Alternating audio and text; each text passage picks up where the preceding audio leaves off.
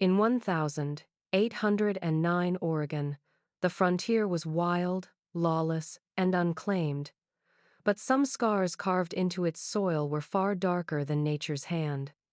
One family did not simply endure this wilderness, they thrived in it through blood. The year was 1809, and the Oregon frontier was a land still raw and unsettled, a wilderness stretching endlessly beneath a sky that seemed too vast for human eyes. Dense forests pressed against the narrow trails, rivers carved their way through canyons with violent force, and mountains loomed like ancient sentinels, watching silently as mankind tried to tame what was never meant to be tamed. Few dared to live so far west, and those who did often found themselves more isolated than they had ever imagined. There were no true towns, only scattered homesteads, trading posts, and missionary outposts where survival was measured not in years, but in weeks, sometimes days. The roads that cut through this wilderness were lifelines for travelers, fur traders, and missionaries moving westward. They were fragile arteries of civilization, carved out of wild country, and always at the mercy of the elements or worse, of men. To journey along them was to court danger. Wagons tipped on rocky inclines, horses broke legs in the mud, and storms rolled in without warning, leaving entire families stranded in hostile terrain. Wolves and bears prowled the woods, but even more dangerous were the desperate men who stalked these trails. With no law but the one you could enforce yourself, the weak were often prey for the strong. It was in this untamed land that whispers began to spread. Stories of travelers who vanished without a trace, of wagons abandoned but still laden with goods, of horses found wandering riderless near a certain orchard at the edge of the wilderness. The soil there seemed strangely rich, black and fertile in a region where most ground was stony and reluctant to yield crops. The trees in that orchard grew taller, their fruit unnaturally sweet. Locals who passed by spoke of an unease they could not explain, a heaviness in the air, as if the land itself knew what secrets it held. Most dismissed the tales as superstitious ramblings. In a land this dangerous, people disappeared for countless reasons: wild animals, disease, accidents, or hostile encounters with native tribes. But there were others who insisted that something darker was at work.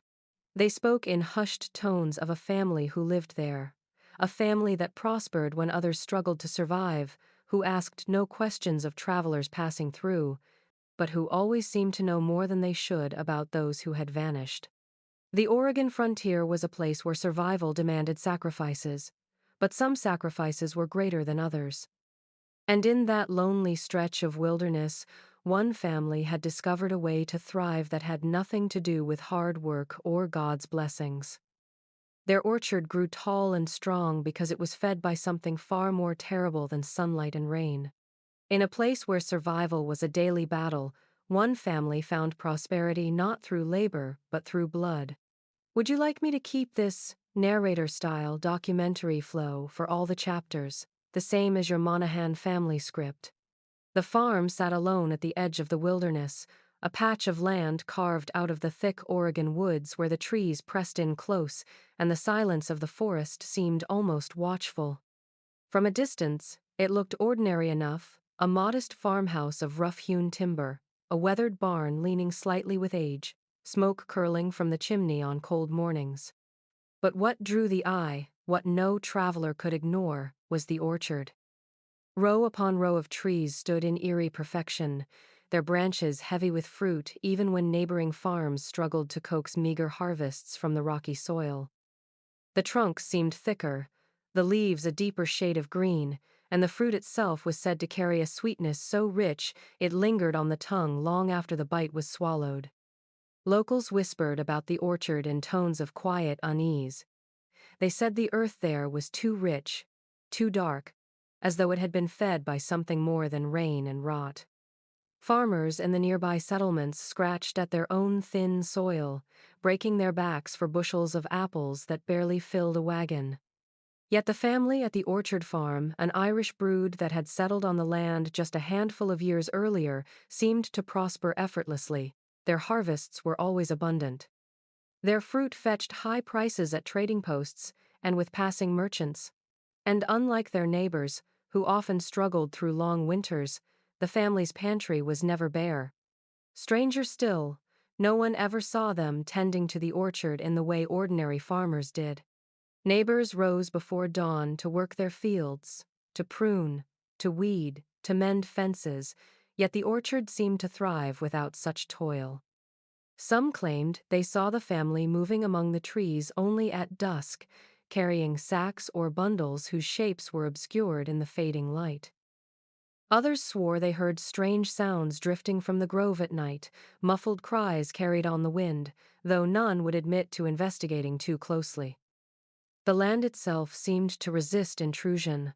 Travelers passing through remarked on an oppressive stillness around the orchard, as if birds avoided its branches and insects dared not disturb the soil. Even in high summer, when meadows bloomed with color, the orchard's perimeter held a pall of gloom. Roots twisted out of the ground like skeletal fingers, and the shadows between the rows of trees seemed to linger unnaturally long, as though the sun itself hesitated to touch that ground. Neighbors explained it away with simple words: luck, hard work, God's favor, but the truth was harder to swallow. Too many had noticed the orchard's uncanny vigor.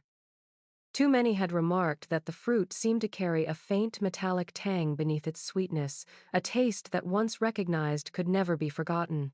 In a land where survival was always uncertain, envy often gave way to suspicion. And in hushed voices around campfires, people began to say what none dared speak aloud in daylight: that the family's prosperity was not natural, and that their orchard had been fed by more than rainwater and sun.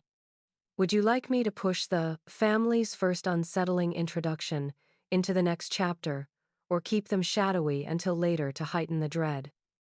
It began slowly, in the way that such things often do. A single merchant bound for Astoria, his wagon heavy with pelts, never arrived at the trading post. At first, no one thought much of it. Roads washed out, wagons overturned, men fell prey to fevers or to the sharp teeth of wolves. A disappearance here or there was not unusual in a land so wild.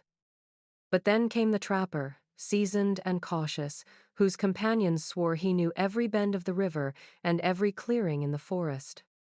He, too, vanished without leaving behind even a scrap of clothing or a print in the mud. When his horse was found grazing freely near the trail, its saddle torn and slick with something dark, whispers began to stir. The pattern grew harder to ignore. Families traveling together were seen one day and never the next, their wagons discovered abandoned on the roadside, possessions scattered as if dropped in haste, livestock unharmed but restless. Some spoke of hearing strange cries drifting across the night air near the orchard lands, voices that rose suddenly and then fell silent, leaving only the wind in the trees. The soil there was fertile, yes, but it seemed to drink more than rain. The disappearances clung to that place like a shadow. Authorities were scarce and weary. A single sheriff rode an impossible circuit across miles of wilderness, more a symbol of law than a true enforcer of it. Missionaries had their own burdens, struggling to build churches and tend to their small flocks. The army, stretched thin across the frontier, paid little mind to a handful of missing wanderers when greater conflicts loomed further east. Each new case was marked with a shrug, filed away under the cruel reality of frontier life. The woods swallowed them, was the common refrain. But there were details that would not settle so neatly into that explanation. A trader recalled passing a wagon by the orchard just before nightfall, a family of 5 waving cheerfully as they prepared their evening meal. The next day, the wagon stood empty, its fire still smoldering, food half-cooked but no trace of the people themselves. A missionary swore he saw boot prints in the mud that led off the trail toward the orchard grove, only to vanish mid-stride, as though the earth had swallowed the traveler whole. By the end of that year, dozens were gone. Merchants who should have reached the coast. Trappers who never returned to their camps. Families who had written of hopeful journeys west but whose names were never heard again. And though no one dared say it aloud, More and more eyes turned toward the orchard with its heavy-laden branches and soil that seemed to yield endlessly, as if nourished by something far more costly than water and sunlight. The land itself seemed to whisper of hunger, and those who listened closely enough could almost hear the echoes of the missing in the rustle of its leaves. Would you like me to keep escalating the disappearances in witness accounts and rumors for the next chapter, or pivot toward the first character who dares investigate? At night along the trails, when the fires burned low and the wilderness pressed in close, the stories began to surface. Pioneers, weary from weeks of travel, huddled together against the darkness, their voices dropping to whispers as they shared tales no one dared speak aloud in daylight. They told of eyes glinting in the underbrush, not the yellow shine of wolves or the pale glow of deer, but eyes that seemed to belong to something standing just beyond the firelight, silent, unblinking, patient. Some swore they heard footsteps pacing the perimeter of their camps, too heavy for animals, too deliberate for wandering drunks. When challenged with shouts or gunfire into the trees, the noises ceased, only to return once exhaustion had pulled the camp into uneasy sleep. One family traveling north recalled how their youngest child woke screaming in the dead of night, claiming a man had been crouched beside her blanket, grinning with teeth too sharp, before melting back into the shadows. The adults dismissed it as a nightmare born of weariness, but the next morning they found the girl's doll impaled on a branch at the edge of camp, its glass eyes staring blankly back toward the orchard grove. Others recounted broken wagons left on the roadside, the wood splintered as if pried apart rather than weather-worn. Abandoned horses wandered near the farm, gaunt but uninjured, their reins still trailing as though their riders had vanished mid-journey. The fear spread like wildfire among those who moved along that stretch of trail. At trading posts, men leaned close over mugs of whiskey, warning newcomers to make haste past the orchard lands. Around campfires, women crossed themselves as they whispered that some families never woke after accepting the orchard household's hospitality. A merchant once claimed he had stopped for water at their well and noticed stains dark as rust on the lip of the bucket. He left before dusk, he said, though he could feel eyes boring into his back with every step he took away from that place. And yet, despite the stories, no one dared to confront the family outright. They were not known to cause open trouble in town, and their wealth bought silence in a land where survival left little room for righteous crusades. To accuse them without proof would invite ridicule at best, and at worst, something far more dangerous.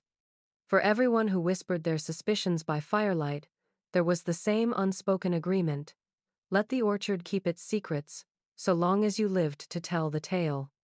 But as more voices carried these rumors westward, a darker certainty began to take root that the orchard's shadows stretched longer than anyone wished to admit, and those who lingered too near might never escape them.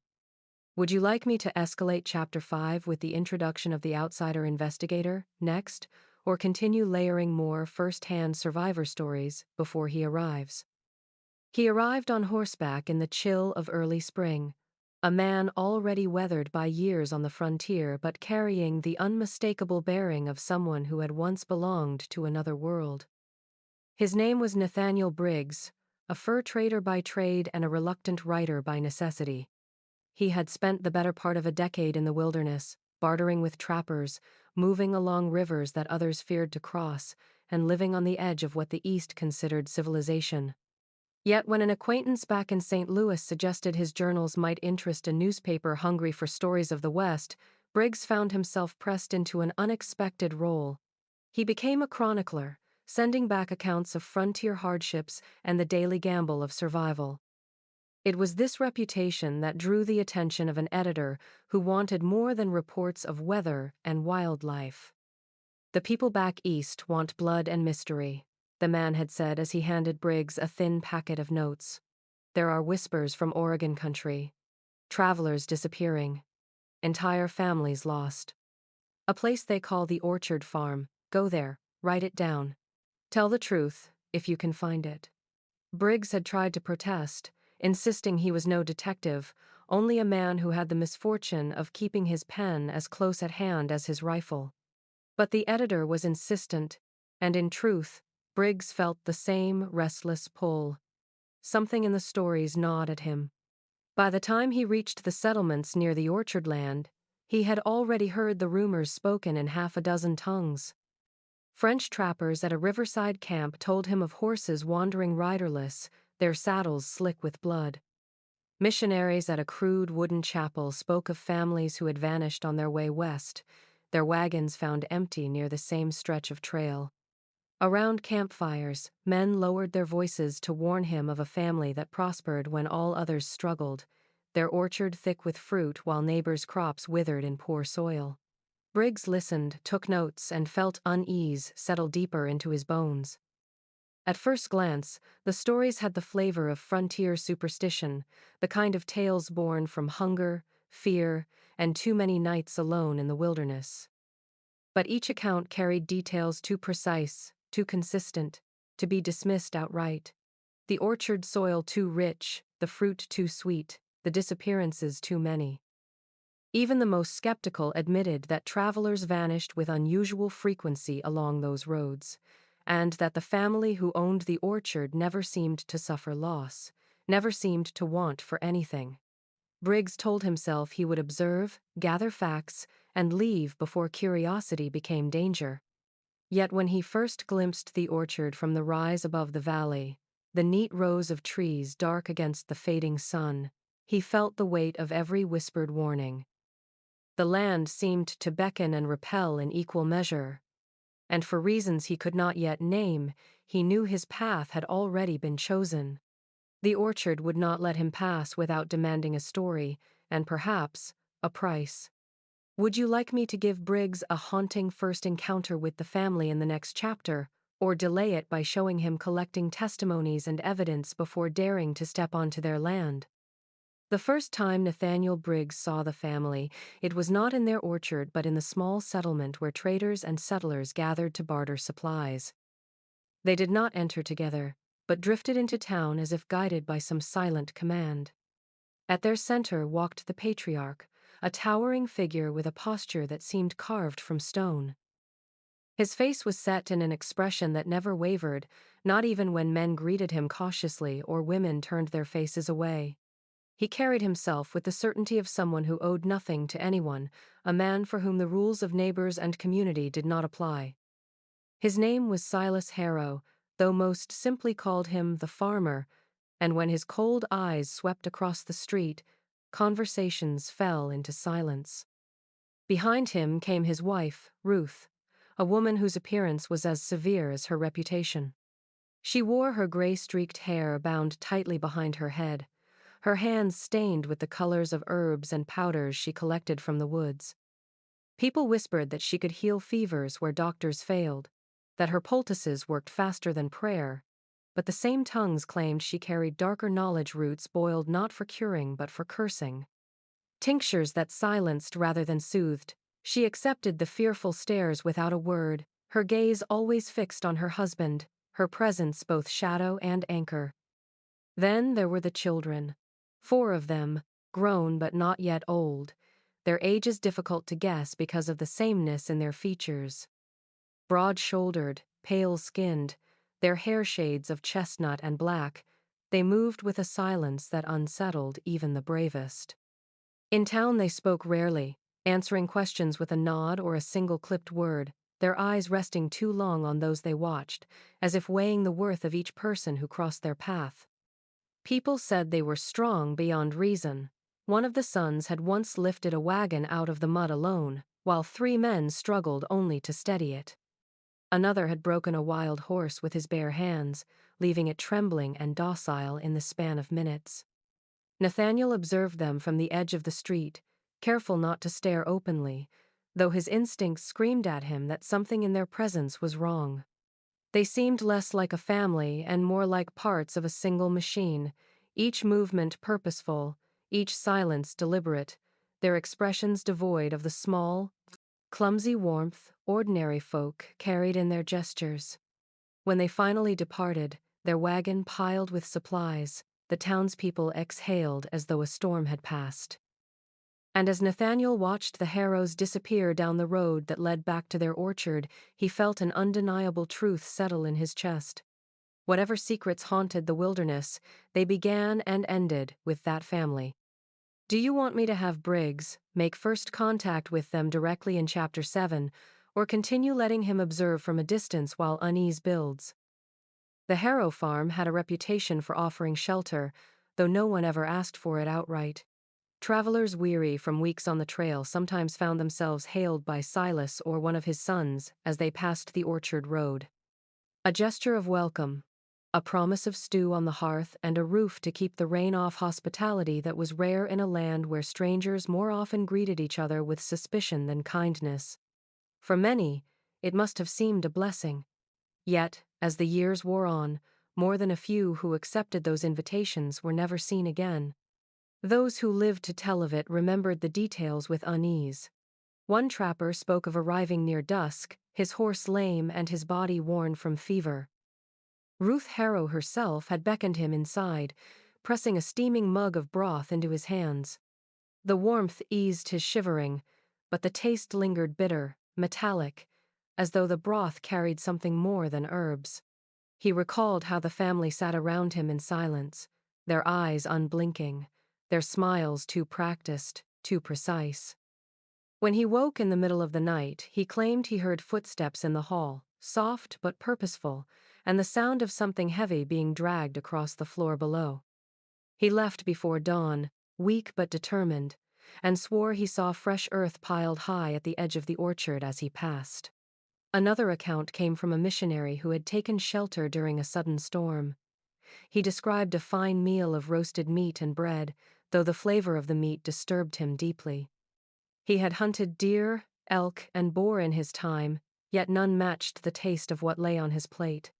When he inquired, Silas only smiled and told him it was venison, but the missionary noted the glances the sons exchanged at the question, as if amused by some hidden jest. Later that night, restless in his bed, he tried to step outside for air, only to find the barn door locked with a chain as thick as his arm. From within came muffled sounds, low cries, or perhaps the moan of some animal in pain. He prayed it was the latter, but even in daylight he could not forget the cadence of those noises. The stories grew darker still. A woman fleeing the wilderness after losing her husband to fever confessed that she had stayed in the Harrow home only one night.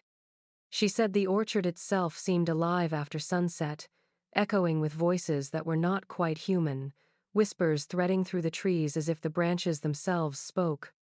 From her bed she heard them, soft and insistent, like children murmuring through walls. She fled at first light, abandoning even her possessions in her haste. Every tale ended the same way, with a warning uttered in hushed tones. The Harrows gave generously, yes, but their gifts carried weight. The warmth of their hearth, the fullness of their table, these were comforts that too often came with a price no traveler wished to pay. Some left changed, shaken to the core by what they had glimpsed in that house. Others never left at all, their names added silently to the growing ledger of the missing. Would you like me to make the next chapter, the first formal witness testimony, Nathaniel records, tightening the dread into evidence, or keep layering second-hand accounts to build the legend further before his direct involvement? Nathaniel Briggs first heard of the survivor in a crowded tavern where the smoke of pipe tobacco clung thick to the rafters and men spoke low to keep the storm outside from drowning them out. The man sat in the corner, huddled over a tin cup, his face obscured by a tangled beard and a broad-brimmed hat pulled low. It was only after several mugs of whiskey that his tongue loosened enough to tell the story, and when he did, the tavern grew silent around him. Even the fire seemed to crackle more softly, as though reluctant to interrupt. He was a trapper, lean and scarred from years in the wilderness, a man who had braved hunger and bears without flinching. But as he spoke, his hands shook so badly that he could scarcely lift his drink. He said it had been near the orchard, 2 winters past, when he first learned what the Harrows truly were. His route had taken him close to their land just as dusk began to fall, and though he had meant to press on, he heard noises that drew him from the trail, voices grunting with effort, and another voice, higher, desperate, begging. Creeping low along the brush, he saw them. Two of the Harrow sons, broad-shouldered and silent as shadows, dragging a man between them. The captive fought, his boots gouging furrows in the earth, but he was no match for their unnatural strength. His mouth was bound, his arms twisted painfully behind him, and still he struggled, his muffled cries carrying into the night. The trapper said he could not mistake the direction they hauled him. The orchard loomed just ahead, its rows of trees black against the fading sky. The trapper knew he should have turned away, should have let the secret remain buried. But something kept him rooted to the spot, watching in horror as the men carried their prize past the trees and into a hollow near the edge of the grove. There, by the dim light of a lantern, he saw a pit dug deep into the soil. The man was lowered into it, alive and thrashing, while Ruth Harrow stood nearby, chanting softly under her breath, as though reciting some grim prayer. Silas himself watched from the shadows, arms folded, his face unreadable. When the lantern swung, its light revealed bones jutting from the earth all around the hollow, half buried, gnawed clean. The trapper fled then, stumbling through the forest with no thought but escape. He swore that he heard them following, that footsteps pounded the earth behind him long after he had put miles between himself and the orchard. For weeks afterward, he said, he dreamed of that pit, of the muffled screams silenced by earth and roots. He never returned to those trails, never set another trap in that region, and he carried the memory like a wound that would not heal. When he finished, silence held the room. No one laughed, no one scoffed. Men shifted uneasily, women clutched their crosses. Nathaniel took careful notes, though his stomach turned at every word. It was no longer rumor, no longer fireside fancy. This was testimony, raw and unshaken, and it painted the orchard not as a place of strange whispers, but as a hunting ground where men were dragged like animals and buried beneath the very trees that bore such sweet fruit. Do you want me to have Briggs confront the sheriff with this testimony in the next chapter, or first show how the townsfolk react fearful, divided, unwilling to take action despite the horror? Nathaniel Briggs spent nights hunched over borrowed maps, his notes spread across a wooden table in the dim lamplight of the boarding house. The testimony of the trapper lingered in his mind, too vivid to be dismissed as drunken fancy, and so he did what a trader-turned-chronicler knew best. He looked for patterns. The missing names stretched back years, some mentioned only in passing in old ledgers, others recorded with urgency by grieving kin who had begged someone, anyone, to investigate. One by one he marked them down, tracing the routes they had taken, the camps they had last been seen in, the supply stations where their absence had first been noticed. A disturbing picture began to emerge. The lines all converged on a single stretch of trail that cut along the Brazos foothills before bending northward toward the larger river crossings. Dozens of men and women, merchants and missionaries, families with children, had vanished along that 20-mile run of dirt road. There were no reports of skirmishes with native tribes in that corridor, no evidence of wild animals dragging whole families from their camps. The disappearances bore a different shape, one too precise to be explained by chance. The closer Briggs looked, the more the orchard farm sat like a dark heart at the center of it all. Every missing party had passed within a day's travel of the Harrows' land. Their farm stood like a silent sentinel over the path, its trees always heavy with fruit when others failed, its gates always shut by nightfall, its family rarely seen outside except in pairs or groups. Travelers remembered seeing smoke rising from the chimney, lanterns flickering in the orchard rows, but when they passed again, the faces they had glimpsed on the road were gone. He spoke to wagon masters and drovers, to solitary men who had ridden those trails for years. Their accounts aligned in ways that chilled him. A wagon abandoned just shy of the orchard grove. Horses found grazing loose in the meadows, reins dragging, their owners unaccounted for. A child's shoe in the mud, its twin never found. He noticed, too, that the vanishings spiked in seasons of scarcity, when food was lean and hunting difficult. Winter months carried the highest toll. Briggs traced the X's he had marked on the map with his finger, the orchard rising like a dark island in a sea of absence. If the trapper's testimony spoke of individual cruelty, then these maps revealed something colder, more deliberate. This was not misfortune scattered by chance. It was a system, a design hidden beneath the rhythms of frontier life. And at the center of it all, the Harrow family thrived, their orchard fed by soil far too rich for any man's peace of mind. Would you like me to carry Briggs directly into a tense exchange with the sheriff next, or keep him gathering more quiet testimonies to heighten the dread before authority becomes involved? Nathaniel Briggs found Sheriff Eli McAllister in a cramped office that smelled of tobacco and damp wool, a place where the dust of the frontier had seeped into every crack of the floorboards. The man was broad-shouldered but tired, his once black hair gone gray at the temples, his badge pinned to his vest like a burden rather than a symbol of pride. He listened while Nathaniel laid out his notes, the maps with their clustered marks, the stories collected from trappers and missionaries. For a long while the sheriff said nothing, only chewed the stem of his pipe and stared at the desk, as if hoping the papers would vanish if he refused to meet them with his eyes. When he finally spoke, his voice carried the gravel of a man who had spent too many years breaking up drunken fights and burying the victims of wilderness misfortune. "You think I haven't seen it?" he asked, his hand moving slowly to rub his brow. "Every name you got written there, I've heard it. Every wagon found empty, every horse come home without its rider. But you're looking for patterns. Out here, son, everything is a pattern. People die, they get lost, the land eats them up. That's the frontier." Nathaniel pressed harder, pointing to the orchard at the center of his map, recounting the trapper's testimony of the pit and the muffled cries.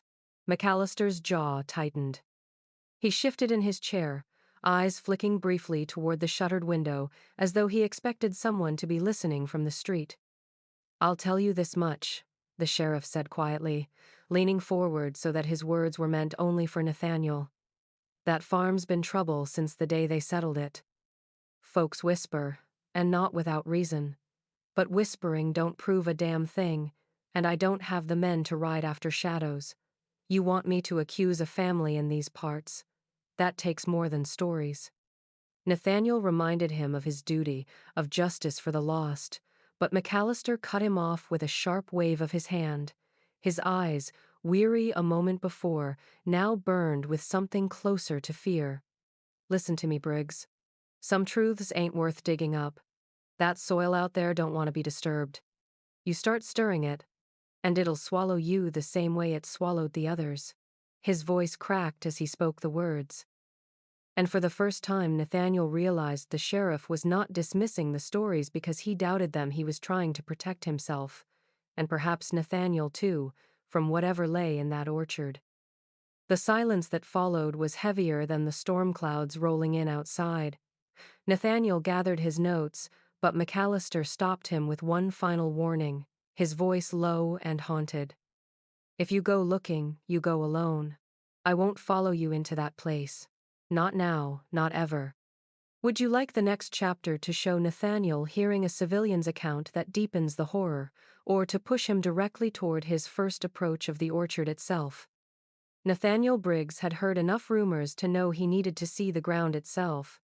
It was one thing to listen to whispers in taverns and testimony from frightened travelers, but another to put his boots in the soil and study what others had only dared to glimpse from the road. He began by asking quiet questions of the families who lived nearest to the Harrow orchard, men and women who tilled their own meager fields and eyed him with suspicion before answering. They were reluctant, their voices hushed, as though speaking too loudly might carry across the wind and reach the ears of the family themselves. Yet eventually, details began to emerge. A farmer's wife told him that some seasons, after heavy rain, she would pass by the edge of the orchard and see the earth disturbed between the rows of trees, mounds rising where none had been before. She had once asked Ruth Harrow about it, only to be told with a tight smile that the family used fertilizer, bone meal. Ruth called it to keep their trees strong. Another neighbor described how, in the early dawn, he had seen Silas and his sons digging long before any farmhand had reason to be in the fields. He assumed at first it was honest labor, but when he tried to greet them, not one raised a hand in reply. They kept digging in silence, their movements deliberate, and he never spoke of it again. Nathaniel walked the perimeter of the orchard himself, careful not to trespass, and he saw signs that unsettled him deeply. The soil there was darker than the thin, rocky ground of the surrounding countryside, nearly black in places, and it gave off a faint, acrid odor when disturbed. He crouched and let the earth run between his fingers, noticing how it clung to his skin like ash. And the trees, God, the trees seemed almost unnatural. Their trunks were thick and swollen, bark rough like scar tissue, roots thrusting out of the ground like gnarled bones. The fruit, even this early in the season, hung heavy and ripe, far ahead of what neighboring farms could manage. He tasted one, plucked in secret when no one watched. The flesh was sweet, yes, but there was something else beneath it, a tang that set his teeth on edge, a metallic flavor that reminded him of iron. He spat it out, wiping his mouth, his stomach turning with sudden dread. Later, when he asked others about the fruit, the answers came reluctantly. They admitted it fetched a higher price at market, that its flavor was unlike any other. But none of them kept it in their homes for long. Some swore it spoiled faster than ordinary apples, rotting from the inside out within days. Others whispered that children who ate too much grew pale and restless, waking in the night from dreams they could not describe.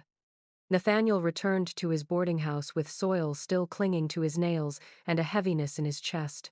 Fertilizer, the Harrows called it. But he had seen fertilizer before. This was not the work of manure or ground bone meal scattered sparingly over fields. The orchard looked fed, nourished in ways that defied both farming practice and human decency. And as he stared down at his stained hands, he could not help but feel as though he, too, had been touched by whatever secret lay buried beneath those trees. Would you like the next chapter to heighten the dread with the widow's chilling personal story? Or move directly to Nathaniel's interview with someone who once worked inside the Harrow home? Nathaniel found her on the edge of the settlement, living in a cabin so small and weathered it seemed to lean into the wind for support. The widow's name was Abigail Price. A woman whose years showed not just in the lines of her face, but in the tremor of her voice and the way her eyes darted to the orchard road whenever conversation drifted too close to the Harrow name. She had once worked in their household, she admitted, though she had no pride in saying so. Her husband had died in the mountains, leaving her alone and desperate, and when Ruth Harrow offered her work tending the kitchen and mending clothes, Abigail had accepted. It was only later she realized the true cost of what she had agreed to. She spoke slowly at first, her hands worrying the edge of her shawl as she recalled the nights she spent in that house. It was never quiet, she whispered, though Nathaniel remembered the stories of unnatural stillness that travelers told. Not when the lamps were dimmed and the family thought the rest of us asleep. She described the sounds she could not forget, muffled screams that seemed to rise from beneath the floorboards, footsteps dragging across the barn in the dead of night, the dull thud of something heavy striking wood. She tried to convince herself it was livestock, but livestock did not cry like men. There were barrels, she said, always barrels. Brought in by the sons under cover of darkness, rolled into the cellar, their lids sealed tight. She had to pass them often while fetching water or kindling. The stench that seeped from them turned her stomach an odor of iron and rot, sharp enough to sting the back of her throat. She knew the smell from her husband's hunting days. It was the smell of blood, not of any animal she could name. What chilled her most, however, were the children. She had seen them in the orchard at dusk, practicing with bows. At first it seemed innocent enough, until she realized the targets were not painted circles or bundles of hay. The shapes were human silhouettes carved crudely from wood, some dressed in tattered clothes scavenged from travelers. She swore she once saw them use something worse, a stuffed figure so lifelike she prayed it was only a mannequin, though the stains on its chest told her otherwise. Silas watched from the shadows, never correcting them, only nodding in approval when an arrow struck home. Abigail left after only a season, fleeing in the night with nothing but the clothes on her back. She never returned, though she confessed that sometimes she still woke to the phantom sound of those screams, echoing in her ears. As she finished, her eyes welled with tears, and she clutched Nathaniel's wrist with surprising strength.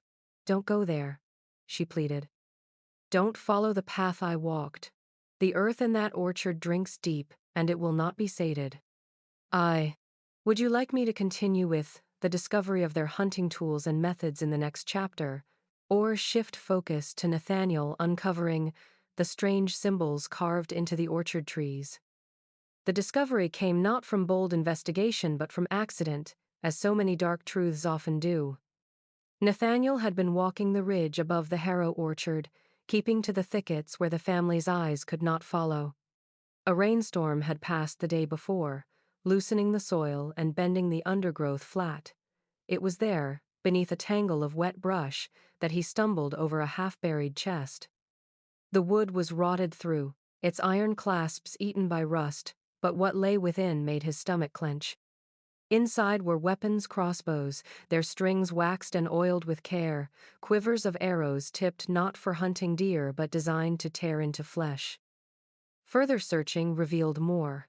Knives, dozens of them, each sharpened to a cruel edge, their handles worn smooth by use. Some were broad and heavy, meant for cleaving, while others were thin and precise, made for slipping between ribs. A coil of iron traps lay tangled at the bottom, their jaws jagged and wickedly barbed, far larger than what a man would set for wolves or bears. Nathaniel recognized them for what they were: man-traps designed to cripple, to catch the leg of a living creature and hold it fast until the hunter came to finish the work. He covered the chest quickly, his heart hammering, and pressed deeper into the woods. The more he searched, the more he found. Another cache hidden beneath a false pile of stones, this one containing nets weighted with lead, the kind used to drag down prey in an instant. A third, near the creek bed, held ropes stained dark and stiff, their knots tied in ways that spoke of long practice. These were not the tools of defense, nor the weapons of desperate settlers protecting their land. They were instruments of pursuit, designed with a single purpose: to hunt. Stories of missing travelers swirled in his mind as he examined the grim evidence. These people were not ambushed or robbed by chance. They were preyed upon, tracked, and taken with deliberate precision. The Harrow family did not merely kill those unfortunate enough to pass near their farm. They stalked them, studied them, and brought them down as one might bring down a stag in the forest.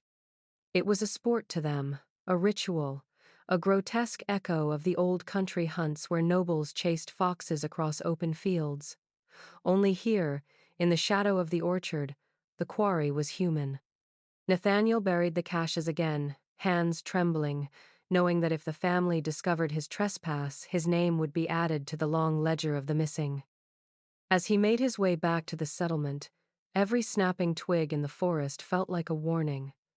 The Harrows had built their prosperity not on farming or trade, but on the tools of hunters. And out here, on the edge of the world, travelers were the game they pursued. Do you want the next chapter to follow Nathaniel's discovery of the symbols carved into the orchard trees, or show a survivor's tale that confirms the hunting rituals firsthand? Nathaniel returned to the orchard's edge one gray morning, when mist still clung low between the trees and the world felt half-formed, caught between night and day. He kept to the shadows, moving carefully so as not to disturb the silence, and it was there that he noticed something he had missed before. On the bark of the nearest tree, half hidden by moss, a mark had been carved deep into the wood. At first, he thought it was no more than a woodsman's idle cut, but when he brushed away the growth, the shape emerged in full two intersecting lines, crowned with a jagged curve, crude yet deliberate. Curiosity drew him further, and soon he found another, then another.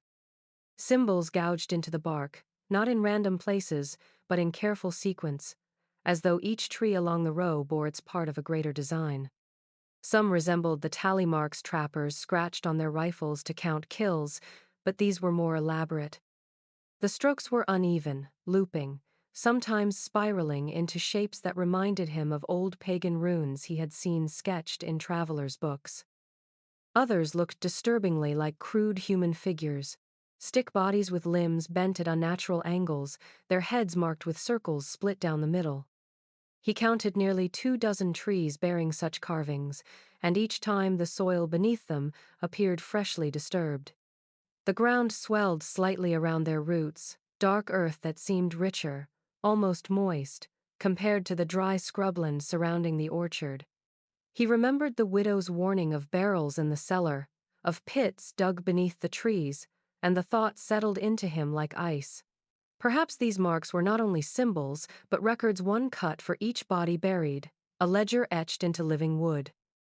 And yet there was something ritualistic about them as well, something that spoke of more than just grim accounting. On one trunk, 7 symbols formed a ring, enclosing what looked like a crude eye. Another bore marks that ran in vertical lines from root to branch, like a ladder climbing upward. Nathaniel crouched to study the soil and found small stones arranged in patterns, half hidden beneath the grass, as if someone had tried to build a foundation for something unseen. Were these rites meant to sanctify the ground? To feed the trees not only with flesh but with meaning, binding the orchard to whatever faith or madness the Harrows practiced? Nathaniel could not say, but the weight of it pressed on him until the air itself felt heavy in his lungs. He reached out and touched one of the carvings. The bark was rough, jagged, the cuts deep. His fingertips came away damp with sap, but as he rubbed them together, he swore the stain was darker than it should have been, more like blood than resin. The orchard stood silent around him, but Nathaniel felt watched, as if the very symbols in the bark were eyes. He backed away slowly, careful not to turn his back on the trees, his heart pounding with the terrible certainty that the orchard was more than a farm. It was a ledger, a temple, and a graveyard all at once, its walls written not with ink, but with the marks of lives ended, and the rituals of those who ended them. Do you want me to lean next into Nathaniel witnessing the orchard expose its horror at night? Or into the rainstorm that uncovers the first bones beneath the roots? The storm came hard and sudden, sweeping down from the mountains with sheets of rain that hammered the soil into mud and turned the trails into rivers. Nathaniel listened from the boarding house as thunder rattled the windows, wondering how the orchard would weather such a deluge. When the skies finally cleared the following afternoon, the town buzzed with uneasy talk. Someone passing near the Harrow farm had seen strange things in the orchard after the rain, things the flood had forced from hiding. Nathaniel went out at dusk, following the muddy tracks of wagons and boots until he reached the outer rows of trees. The ground was sodden, water pooling in the furrows between trunks, and in that raw, churned earth he saw it for himself. A root system had been laid bare by the storm, thick gnarled tendrils that twisted above the ground like skeletal arms. Entangled among them, caught in their grasp as though the trees themselves had grown around it, was a skull. Its surface was stained dark, the jaw hanging open in a silent scream, roots piercing through the hollows of its eyes. He stumbled back, his breath caught in his throat, but the horror did not stop there. The rain had carved shallow trenches down the slope, exposing patches of bone that jutted from the earth ribs broken and splintered, femurs with clean-cut marks along their lengths, jawbones still with teeth intact. Half buried like stones in the soil. Some bones were pale with age, others still carried the faint brown of rot, as though they had been placed there not long ago. Nathaniel crouched to study one and saw that the roots around it had grown thick and swollen, feeding on what the earth had offered. The locals who dared to look claimed the orchard had been drinking from the dead for years. Old women whispered that the trees were not ordinary at all, that they thrived because their roots carried blood instead of rainwater. Some said they had seen the fruit split open in summer storms, red juice dripping down like wounds. Men muttered that the harrows had turned their land into a graveyard, each tree planted above a body, each harvest bought with another death. Nathaniel gathered fragments, quietly shards of bone, a tooth caught in a root, and wrapped them in cloth for proof. As he worked, he felt the silence pressing down heavier than ever. The orchard seemed to breathe around him, every tree leaning closer, every branch heavy with fruit that glistened like eyes in the fading light. It was not simply a farm, not simply a crime. It was a system, alive and growing, its roots sunk deep in blood-soaked soil. And if the storm had revealed this much, he feared what still lay hidden beneath. Would you like me to follow this with the first direct night encounter Nathaniel has at the orchard, or shift to a survivor's return, confirming what happens to those dragged beneath the trees? Nathaniel had taken to staying at a small homestead a mile from the orchard, the house of a settler too poor to refuse coin and too wary to ask many questions. He slept lightly there, his nerves still raw from what he had uncovered. Each creak of the timbers seemed amplified in the night. Each gust of wind against the shutters carried with it the possibility of something more. It was near midnight when he woke to a faint glow leaking through the cracks of the boarded window. At first, he thought it was lightning, but the sky was clear and moonless. The light pulsed steadily, warm and golden, the flicker of a lantern. He rose quietly, careful not to wake the farmer's family in the next room, and eased the door open to step into the cold night air. From the ridge where the homestead stood, he could see the orchard below, dark rows of trees stretching into shadow, and there, moving slowly among them, was a figure. Tall, broad-shouldered, its gait purposeful, it carried a lantern that swung in a rhythmic arc, scattering light across the wet ground. The figure moved from tree to tree, pausing at each one, bending low as though to examine the soil, then standing to trace the bark with a gloved hand. Nathaniel crouched at the edge of the yard, his heart pounding as he watched. The orchard seemed to breathe around the figure, branches shifting though no wind stirred them. The lantern light caught briefly on something pale in the soil, a fragment of bone, perhaps, and the figure lingered there, adjusting it, pressing the earth back into place like a gardener tending his beds. It was when the lantern swung upward that Nathaniel caught a glimpse of the face. For a moment, it seemed perfectly ordinary, the sharp features of Silas Harrow himself, but then the light struck at a strange angle.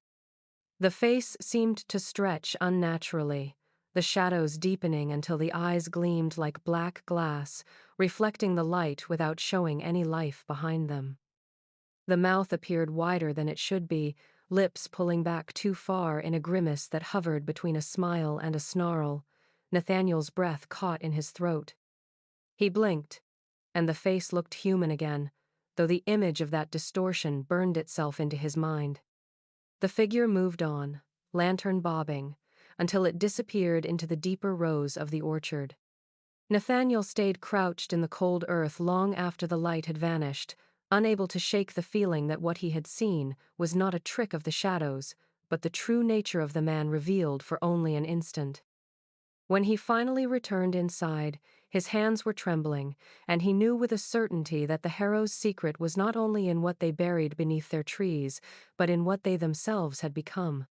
Would you like the next chapter to show the attempted escape of another traveler Nathaniel witnesses, or shift to a direct survivor's return, bearing scars of the Harrows' captivity?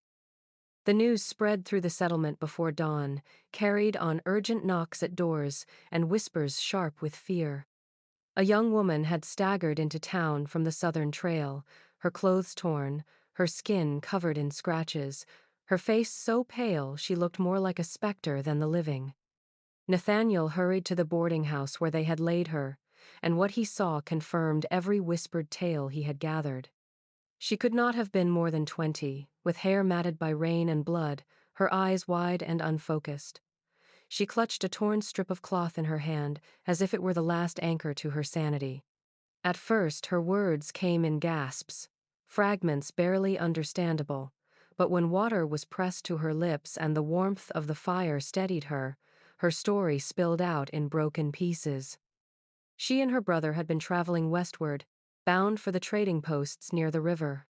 They passed the Harrow farm at dusk, and Silas himself had offered them shelter. The promise of a meal and a dry bed was too tempting to refuse after days of storm and mud. She remembered the warmth of the hearth, the strange meat on her plate, the family watching with those silent eyes. In the middle of the night, she woke to her brother's voice muffled in panic, dragged from his bed. Through her tears, she described how the sons carried him out toward the orchard, lanterns swinging, their shadows long and monstrous against the trees. She had followed, barefoot and trembling, until she saw the pit yawning open beneath the roots. Her brother was forced to his knees beside it, Ruth chanting softly, while Silas stood over him with a knife that glimmered in the lamplight. The girl did not wait to see what came next. She ran into the trees, branches tearing her skin, the sound of pursuit crashing through the darkness behind her. She swore she heard one of the sons laughing, a low sound that carried through the forest like a predator's call. Somehow, by blind luck or providence, she stumbled her way to the settlement before her strength gave out. The strip of cloth she carried was her brother's sleeve, ripped in her hand when she tried to hold him back. Stained with dirt and something darker, it was the only piece of him that remained. Her words left the room in silence. Men shifted uneasily, women crossed themselves, and Nathaniel wrote furiously, his ink smudging with the sweat of his palm. The girl's story was not rumor, not hearsay, it was confirmation. The Harrows did not simply prey on chance. They chose their victims, they carried out their rites beneath the orchard, and they had no fear of being discovered. For the first time, the settlement as a whole felt the weight of what Nathaniel already knew. The orchard was a hunting ground, and the family who owned it would not stop until the soil had claimed them all. "Would you like me to next show?" Nathaniel urging the town to act, leading to the confrontation. "Or have the tension build with townsfolk paralyzed by fear despite the woman's testimony?" It was inevitable after the girl's testimony. By the following evening, a grim determination had settled over the settlement, heavier than the storm clouds that gathered on the horizon. Men who had long ignored the whispers now sharpened their knives and loaded their rifles. Fur traders, rough men who had seen too much blood spilled on the frontier, volunteered to ride at Nathaniel's side. Even the sheriff, though reluctant, could no longer deny the evidence piling before him. The orchard had become too dark a wound to ignore. By torchlight they gathered, a ragged posse of farmers, hunters, and drifters, each with fear in their eyes, but fire in their hearts.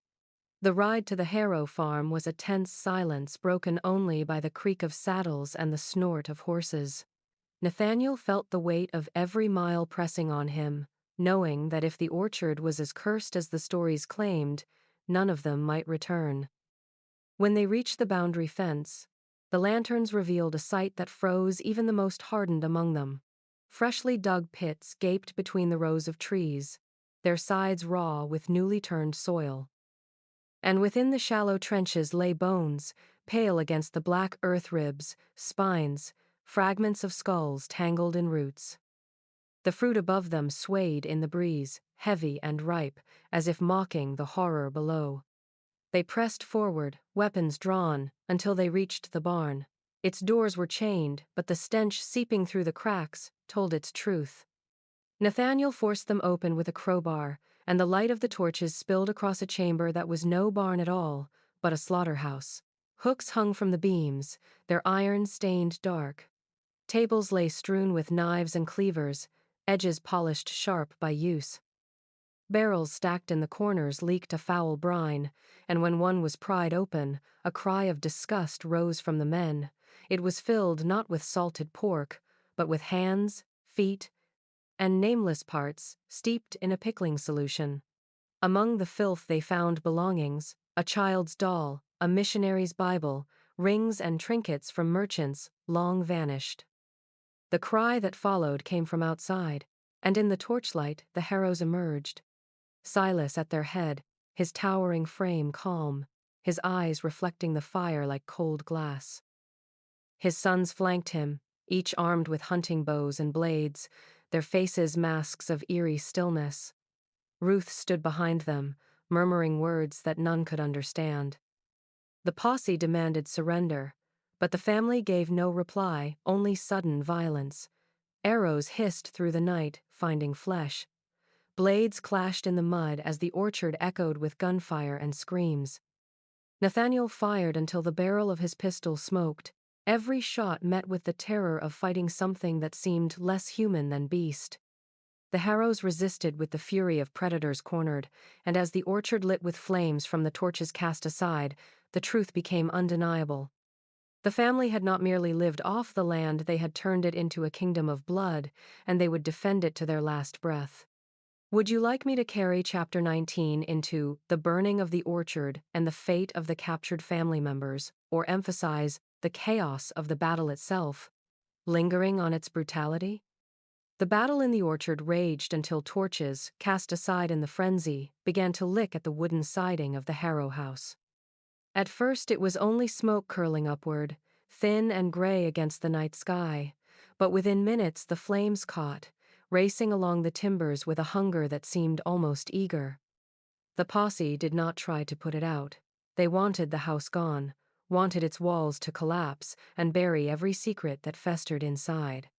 Nathaniel stood among them, pistol empty, his shirt torn and soaked in blood that was not entirely his own, watching the blaze climb higher.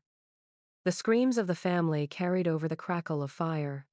One of the sons had been shot down in the yard, his body sprawled across the churned mud, while another was dragged from the barn, bound and cursing in a guttural voice that barely sounded human. Ruth was seized as she fled from the kitchen door, her hair wild, her face streaked with soot. Even then she murmured to herself, strange prayers or curses spat into the night. They tied her hands, but she spat in the sheriff's face, her eyes burning with a defiance that chilled Nathaniel more than her words. Yet not all were captured. Silas himself, the patriarch, was last seen standing in the doorway of the burning house, framed by firelight. He did not flee with panic, nor did he fight to the last breath. Instead, he simply stepped back into the flames, and when the men rushed forward moments later, the doorway was empty. No body was ever recovered. The eldest son vanished as well, slipping into the smoke and shadows during the chaos, leaving only the echo of his voice in the trees. Some claimed they heard laughter as he disappeared into the woods, a low and mocking sound that did not fade until dawn. By the time the house collapsed in a roar of sparks and embers, the orchard itself had caught. The rows of trees burned like torches planted in the soil, their fruit bursting in the heat, spattering juice that hissed when it touched the ground. But the strangest thing was what came after. When the flames should have devoured everything and left only ash, the ground continued to smolder. Black smoke rose from the roots, acrid and foul, refusing to die. Even after water was hauled from the creek and poured over the scorched earth, the smoke coiled upward, as though the soil itself resisted cleansing. The men stood back, uneasy. They had killed, they had captured, they had burned the house to its foundation, and yet none felt the weight lift from their shoulders. The orchard was not gone. It lived on in the earth beneath them. Nathaniel watched the glowing embers smolder into the night and understood what the sheriff had once warned him. Some soil did not want to be disturbed. Some evils, when unearthed, did not die but lingered, waiting for their chance to rise again. Would you like me to close the story in Chapter 20 with an epilogue of lingering legend and dread, echoing how the Monaghan tale ended? Or keep it rooted in the immediate aftermath with trials and executions? Years passed, and the orchard was left to ruin. The charred skeleton of the harrow house collapsed into itself, the barn rotted where it stood, and weeds crept over the foundations. The captured family members were tried and hanged, their names written into court records that soon yellowed with age, but Silas and his eldest son were never found. Their absence became a wound that would not heal, a question that settled over the land like a lingering fog. Settlers avoided the property, and when surveyors came to divide the wilderness into parcels, they found no one willing to claim the soil.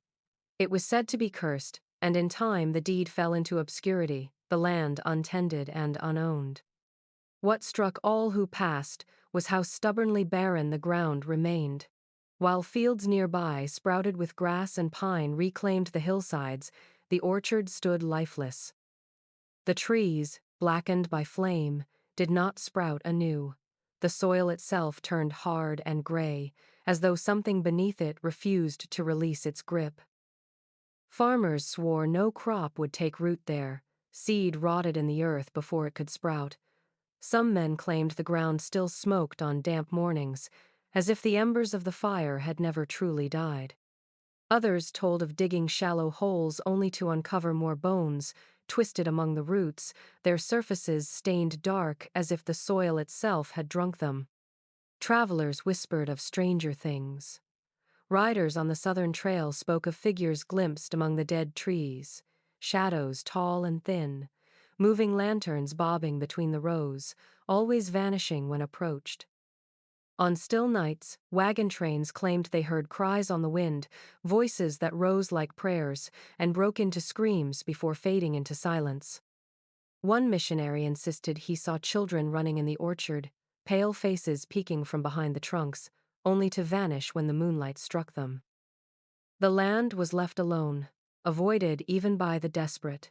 To wander too close was to tempt a fate worse than hunger or wolves. And so the orchard remained, a scar on the landscape, its story passed on around campfires and in hushed taverns where no one dared speak too loud for fear the harrows might be listening. Parents warned their children not to stray near it, reminding them that some places never forgive trespass. Nathaniel Briggs wrote his account and gained renown in the East, but in his private journals he confessed that the orchard haunted him still.